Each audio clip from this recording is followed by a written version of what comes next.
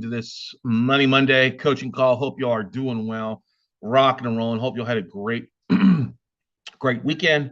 I've got a little bit. I don't know if it's a summer cold or heat cold. I was sitting all day, most of the day Friday, and a big chunk of Saturday out in the heat at baseball tournament. Actually, I think. Hey, Don, I see you're on. I think you're up in your neck of the Dripping Springs for the local high school. Had a playoff series in the area. They won the first game, but unfortunately, they lost the best of three series to a San Antonio team. So our baseball season, or our season of watching high school baseball, has gone away. But it gave me thought to talk a little bit about today's coaching call with you, and I wanted to go through just a little bit with you guys out there in an aspect of it. I'm a huge baseball fan. All right. I was better as a linebacker in college and playing football. Obviously, that was a sport I was better at. Don't get me wrong, I love football, college football especially, but baseball I absolutely love. I mean, I've been fortunate enough to be about 22, 23 of the 30 Major League Baseball parks, and where we sit, it basically butts up right next to the high school softball and high school baseball fields for Westwood High School here. It's always a joy. I love the passion. And there's a lot of similarities in note investing with baseball, whether you believe it or not.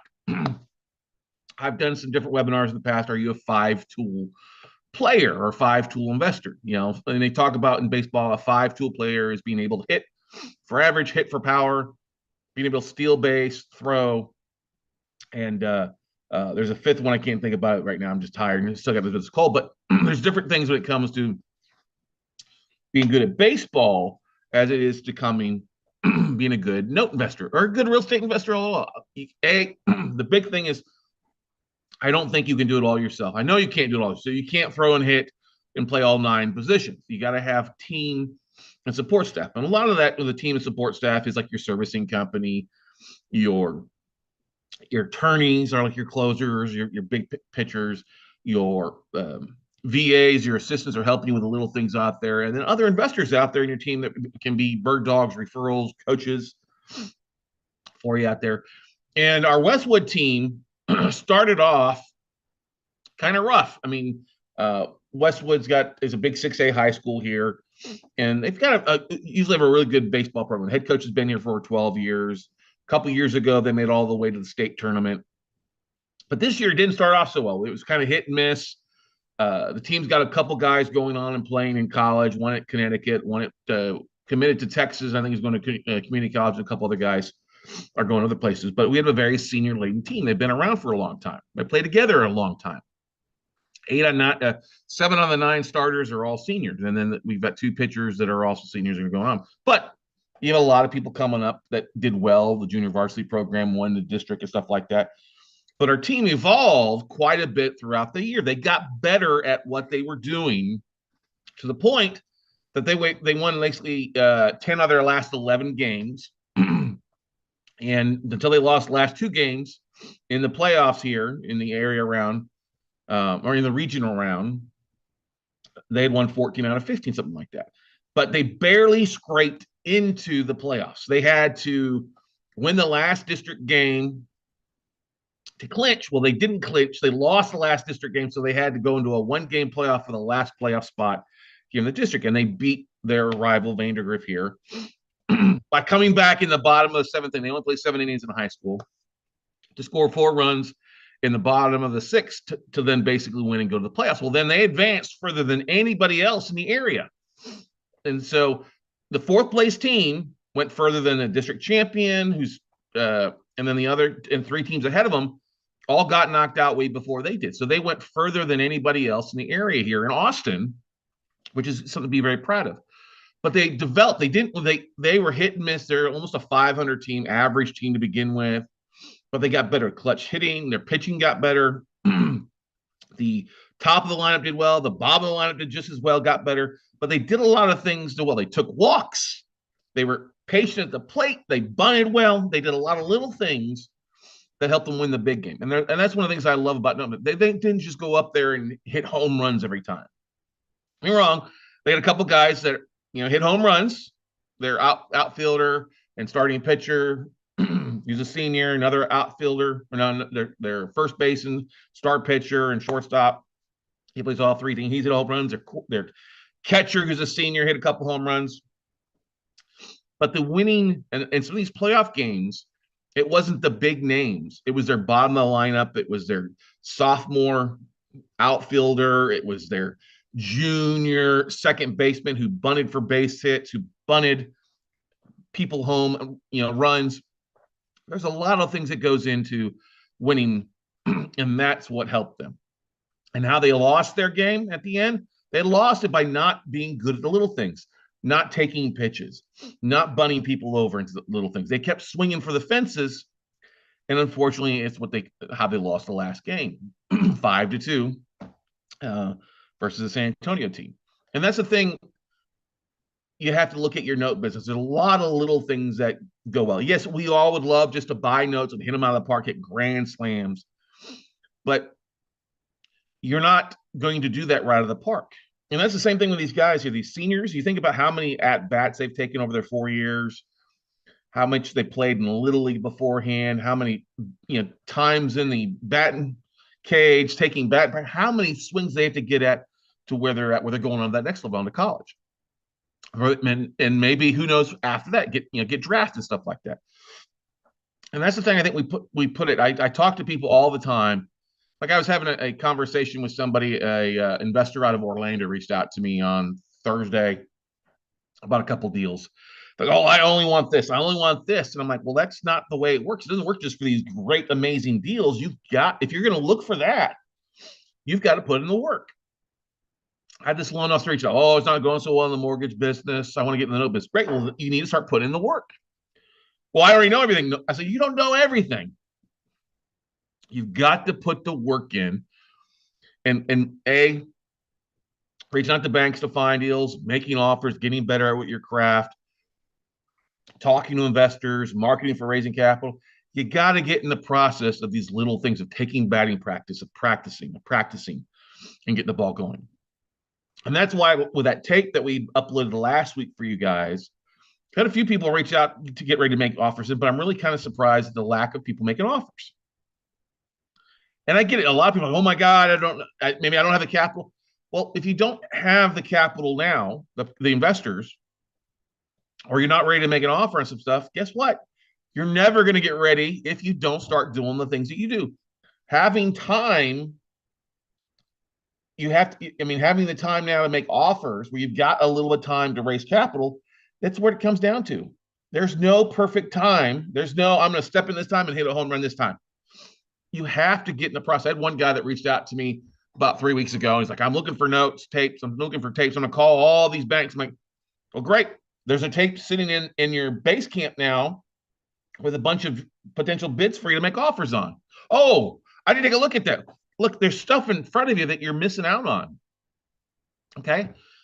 And I get it. We're busy. It's a busy time of the year. You got graduations in high school and college and prom and all that other good stuff that people have when you have kids. End of the school year. I get it. I understand it. But you still got to set aside the time to put in the work. You got to put in the time on a week in, week out basis. And it doesn't need to be a lot. You know what these guys are playing in high school? They're not playing every day. They were playing basically twice, but usually Tuesdays and Fridays, or just Friday, or Thursday, Friday, and maybe Saturday with the playoffs and stuff like that. But what are they doing? The days that they're not playing, the day after they play their rest, then they're practicing, they're hitting, they're going through scenarios, they're practice fielding, they're looking at offers, they're making offers, they're talking. You get what I'm saying, ladies and gentlemen? That's why I like baseball so much, is that there's so much that philosophy of showing up a little bit each day and showing up and showing up and showing up and practicing so that when it does come game time, you're ready to rock and roll. Now, I wasn't the greatest high school baseball player. I'll tell you that right now. I played like a linebacker. Okay. I wasn't afraid to sit in there and take a hit ball, but I wasn't such a good hitter. I was an okay fielder. I played outfield, center field, and first base, but my big thing was my speed. I could get on the pass and I could steal bases. And I was aggressive. I would get picked off every once in a while, but I was very aggressive, led the team, and stolen bases, stuff like that. scored the winning run against our number where we beat the biggest rival in the district, was the number one team in the state at the time to clinch the playoff berth. Yes, those are some great things. Whoopie freaking do. That was 30 years ago. But what I learned from Coach Mark Wart, my high school baseball coach, still lives me today. It's the practice of the little things. It's the practice of bunting. It's the practice of making offers. It's the little things that you have to do on a day in out basis so that when you do go in the game, you're ready to rock and roll. And many of us are just sitting on the sidelines watching. We want to get in the game, but we're not doing the little things that we need to do on a day out basis. I'm glad Cal is on here. I see Cal. Hey, buddy, I know it's a holiday up there in Canada. You're in the game, and you're a big baseball fan. I know he's a big Diamondbacks fan. He was all excited to make the World Series last year. Big baseball fan. It's one of the great things. But Cal's in the game. Cal's doing the things a little bit. He's doing two things. He's working his full-time job, and then the part-time, he's doing the little things in practice for his note business. He's making offers. He's reaching out to investors. He's marketing. He's posting little things on YouTube around his schedule. And that's why he's closing on deals. That's why he's talking to investors and raising capital, and big things are getting better. He's not trying to hit a home run every time. Okay. He's understand that, hey, singles and doubles will get you into the Hall of Fame. Buying a non-performing note that can return and start paying on time, or buying a performing note at a discount and making 8 to 9% on his side plus his investor side. That's a great business model to build. It just needs to do more of it, and it comes with more offers, more time. Okay. Says, hey Scott, glad you are putting things in baseball terms so that I understand what you were talking about. I'm glad you do that too. There, hey. But that's the thing, ladies and gentlemen. Is look, there's 185 notes. Not every one of them deals, but you know what? Find you a deal or two. Look at them, make some offers. I mean, I got to give a big shout out to Carmela Vassar on here. All right. And Serena and Crystal, you guys bought a little note, your first note in Mississippi. It was a little base hit, paid off already. Wasn't a big balance, but got you comfortable doing stuff. So guess what? Go make some more offers. Get in that process. Get outside of your comfort zone to start talking to local investors. You've got such a great network in Philadelphia. Why not go out and look at the assets in Philadelphia? Why not share those with your network? I had a realtor that reached out to me this morning on my morning walk. He's been a realtor for 20 years, gone from the residential side of the business to the commercial side of the business. And he was saying it's been the worst years. It's been the worst years since back in 2009 or 10 when he had his truck repoed. Okay. I was like, listen, hey, you got through that crappy time to be stronger now. What did you learn? He goes, well, I need to be more adaptable to what's going on. I need to change my business model. I said, well, are you doing that? He goes, no, I'm still doing the same things I was doing 2 years ago. I was like, well, you got to change that. I was like, you're in a commercial space. There's a ton of commercial foreclosures. I'm getting alerts every day. I was like, well, I also see if you're in the land business, why aren't you going out and doing videos of like the land that you're selling? Like we see online, these things are doing really, oh yeah, I follow that guy. I go, well, then why don't you go do what's working for him? There's a guy out in Weimar, Texas. He looks like he's got this long ass beard, like literally about 18 inches beard. He's out walking land. He's selling with short videos talking about, hey, here's this 10-acre parcel with this pond in Weimar, Texas, with this little house on it. We're selling it for $249. If you bring 25 grand, we'll owner financing carry it. I was like, that's a great business model.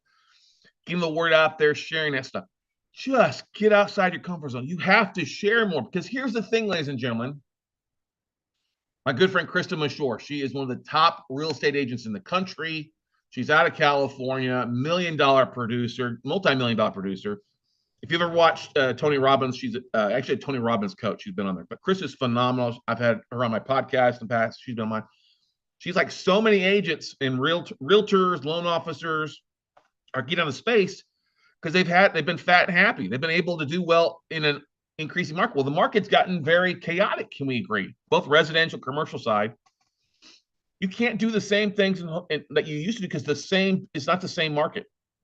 You have to get up and start sharing things on a regular basis. You have to share different things. You got to be out in front of the community because most people think of the market's horrible. But guess what? There's money made in an up and a down market, no matter what it is in real estate.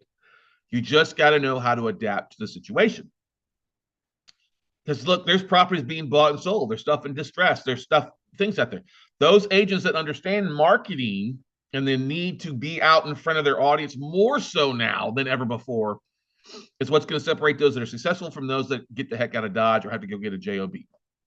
And getting a job is not bad. Don't get me wrong. Okay.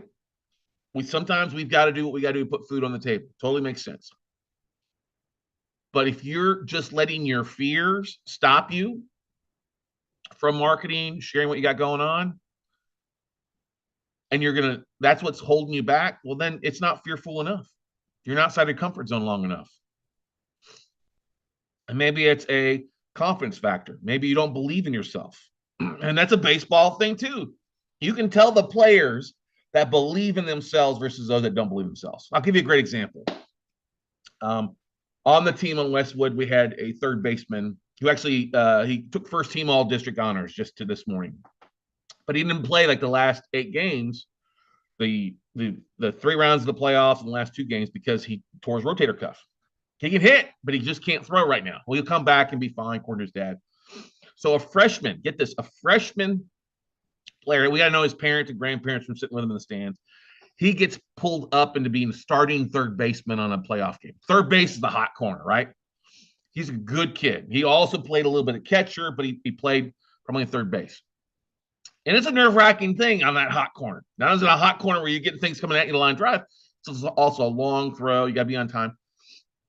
And first playoff game, he gets it, boom, throws it over the first baseman. And you can see it in his head, okay? You can see it in his head. Oh, crap. Well, guess what? A couple innings later, did the same thing, through airmail to catch. And after doing that, every time it hit him, you could see him struggle with that. Like, oh, my God, I want to throw it over. Just take it easy. Just step and throw. Step and throw. He could make that throw many a time in practice. But when he got in the game, he was nervous. It caused him to make another error or two. But when he finally got through the facet of stop overthinking it and just make the throw, he threw it right on the line, threw out a couple runners. But you could see that evolving over the last 3 weeks with it. Oh my God. It was like he had an error, at least one error in 3 or 4 straight games from just overthinking it. And that's what you just got to step in and throw. Get up there in line. Here, one of the easiest things you can do, just if you're out looking at property or you see a foreclosure or something like that, just share what you're working on, ladies and gentlemen. One thing that's been working for me, I found this, is I follow a couple guys on LinkedIn that share like distressed real estate. Well, I've been taking the image that they've been sharing and the breakdown of the deal. Oh, I like that. I'm going to take that and I create a little short, like a little TikTok video, 1 minute long video talking about that foreclosure assets, the details of it, and sharing it. Boom. I did one Saturday morning. It got like 11,000 views. I did one last Saturday, 32,000 views. That's just on one platform, another 1,100. On others are 500 views on Facebook. I've had people seeing that and opting in, investors taking interest, that kind of stuff.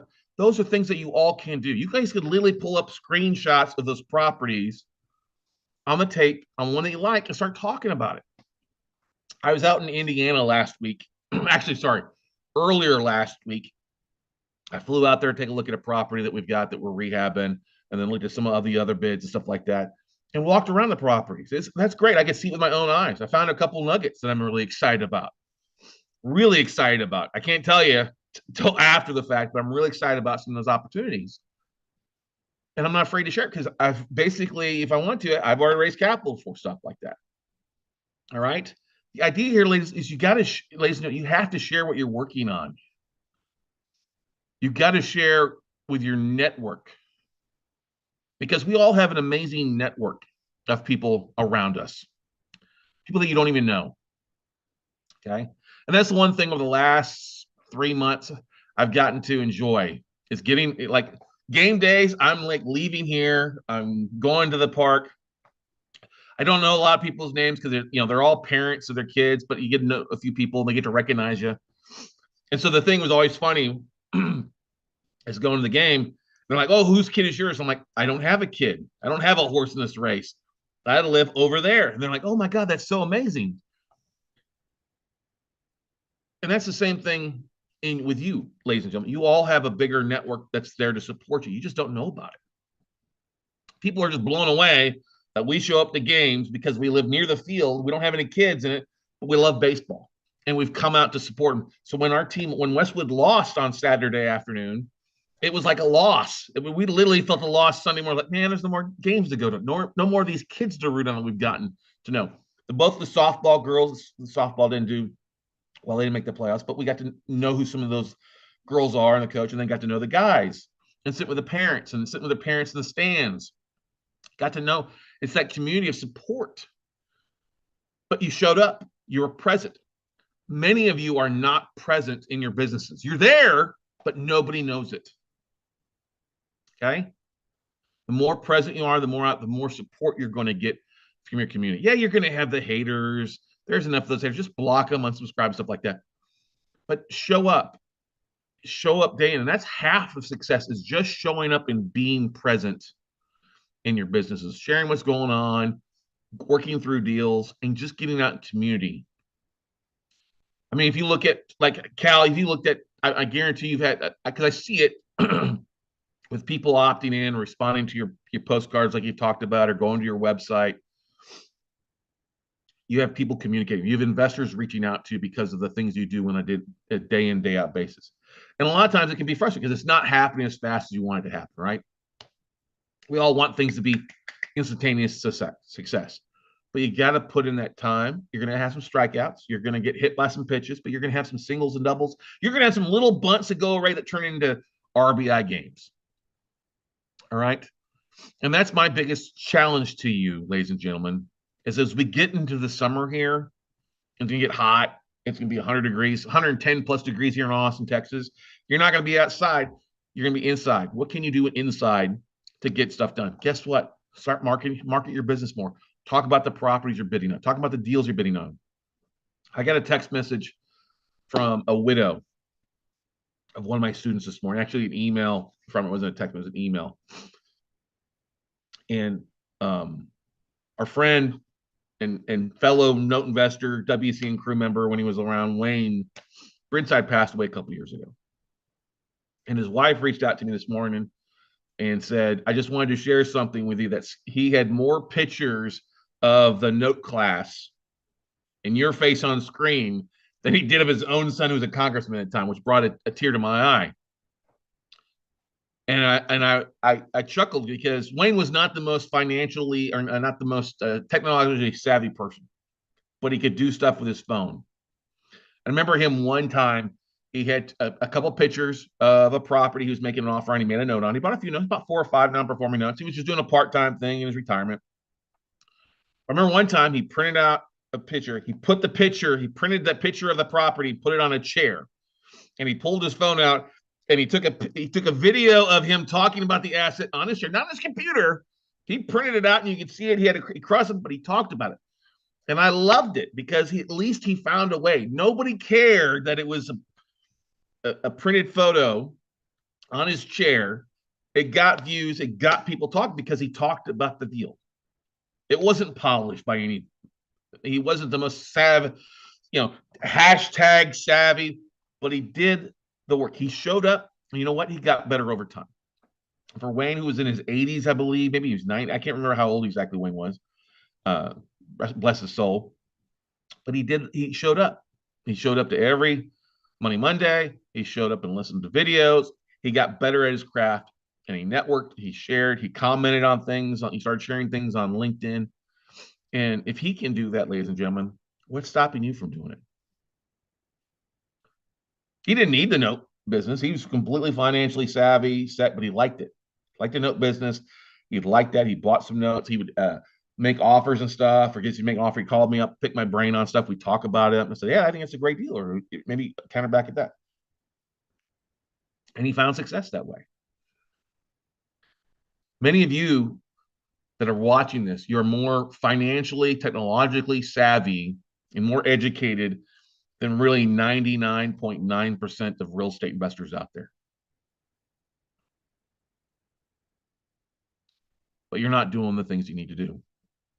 There's an event coming next weekend, and they'll have about 130, maybe 150 people at it. And they'll talk about the theory of note investing. They'll talk about how to look at a deal or how to structure an owner finance deal. It's great. But you know what they will not have? Is somebody there showing them the way to how to market in today's business. Because it's great to be the most technological. If you know the numbers and you know how to get as creative as you want to be, that's great. That's phenomenal. But if you can't share that with your audience, you can't share your message with your network, you can't, it's hard to raise capital that way. It's hard to find deals that way. If you're just looking at the paper stacks or the JKPs, if those are the only websites, there's no marketing taking place. And that's the big thing that's lacking in the note business. People know how to market. And I know there's few, I'm very proud of the fact that our students are doing a great job in their marketing and they stand out. They find deals, they find investors reach because they know actually how to market. Right. What I'm telling you, what I'm showing you, when I teach you guys, is not rocket science. It's easy. You just have to get better at it. And that comes from swings. It comes from practice swings. It comes from posting something. It's from just getting better at what you do day in, day out. Basically, you've got to put the time, you got to put the commitment in to find some things. And you still have an opportunity, ladies and gentlemen. There's still that 188 notes, 185 notes sitting in Basecamp for you guys to take a look at, make some offers on. If you want to make some offers, let me know. We're glad to help you make an offer in one way or another. I've got some offers going. I'll be putting them in on Friday so that it's done before the weekend. So, because Monday is a holiday, I don't think they realized it was a holiday because Monday is Memorial Day. We will not have a coaching call next Monday. But that doesn't mean you can't show up. You've got 4 days now, Monday through Thursday, unless you're going to if you're going to take a long 4-day weekend, that's great. Take it, enjoy it. But get up and share something, make some offers, talk about a deal or two you want, just share it. Your network. Yeah, you're not gonna have a lot of views, but all you need is one view. One person different to see your video, one person different to see your posting. If you do that, one new one a day, it will grow. That was one of the most underlying things that Gary Vaynerchuk taught me years ago. Years ago, before I started doing the Note Closer Show. All right. I remember going to an event in Vegas and Gary Vaynerchuk and spoke on stage. It was in Las Vegas. Then I heard Robert Herjavec, Kevin Harrington, 2 Shark Tank guys get up there and they were talking about you have to share your message. It doesn't need to go viral. It's great when you have big numbers. Don't get me wrong. Yeah, I'm excited. I got 30,000 views or 20,000 views on a video. That's great. But you know how I got 30,000 views? It was posting 200 little videos that got me 1 view, 5 views, 10 views. 200 views, 600 views, 1,000 views. You can't post one video and get 30,000 views. You can if you could buy views, but they're all probably going to be from little young Taiwanese boys or girls that have no merit on your thing. You got to share with your network, share with your audience, because if you do it long enough, consistently, you keep showing up and showing up and showing up, guess what? Your network will show up as well. And before too long, you will be hitting home runs out. You will be hitting better base hits. You'll be getting better at your craft from sharing in on a regular basis. Because that's the thing, ladies and gentlemen. Everybody loves a winner. Everybody loves to see a champion, but they don't know the amount of work that people put in to what they do on a day in, day out, weekly, monthly basis to get to that point. Because champions and winners, it's great that they're at the top, but what you don't follow through is how committed they are to their craft on a day in, day out, week in, week out business. And that's how greatness is built. It's not built in that one game, one playoff, one at bat. It's built in the millions of swings, the million of practices, the million of throws ahead of time, so that when it does arrive, the big moment arrives, they're ready for the taking. And that's what most of you all are. You want the big moments, but you're not ready for that big moment. You're not ready for that amazing deal to fall in your lap because you haven't marketed to your audience. You haven't raised capital. You haven't made the network. You haven't built your network for your network to be able to help you back. So get out there. Please take some action, ladies and gentlemen. I want nothing but success for each and every one of you. If I know you, you know I love you. I want success for you. If you've only seen me online, I think you know I want success based on what we put out on a regular basis for you. Nobody else does that. But that's why we have the #1 channel. #1 podcast is because we want to keep giving you the tools and we believe in you. No matter what your experience is, no matter what age bracket you're in, no matter what you've got in the bank or what you don't have in the bank. We are here to help. So go out and get your own big W. Go get a win today and get a win every day by showing up, sharing, getting something done. Put in that investment bank of yourself. A little bit of investment in yourself goes a long way as it compounds and grows. So go out, take some action, everybody, and we'll see you at the top. All right. If you have any questions, please ask. We're here for you. Or feel free to go to talkwithscottcarson.com, book a call with me. If you want to make some offers on these things, that might be a great thing to do. Talkwithscottcarson.com, get on my schedule. I'll probably have some limited availability after the 28th, just because I've got a trip planned. But I'll still be available for via text, stuff like that. So please feel free to reach out to me, guys. Let's get some bids in. Let's get some stuff. Let's get this tape working you to help you get some home runs, some base hits, and get that average back up for you. All right, everybody. Thanks, everybody. We'll see you guys